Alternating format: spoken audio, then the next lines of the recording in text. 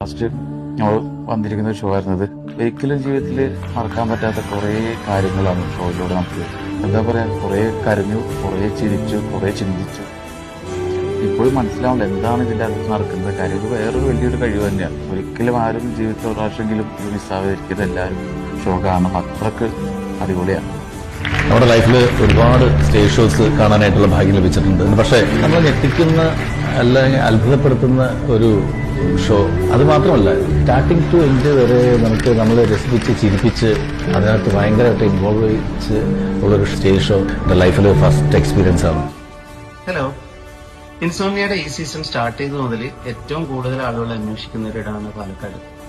തമ്പുരുവിന്റെ അടുത്ത വേദിയിൽ ഏപ്രിൽ 18 നമ്മളുടെ സ്റ്റോറിയായിട്ട് ഇൻസോംനിയായിട്ട് നമ്മൾ വരുവാണ്. We are all eagerly waiting. പെട്ടെന്ന് കാണാം.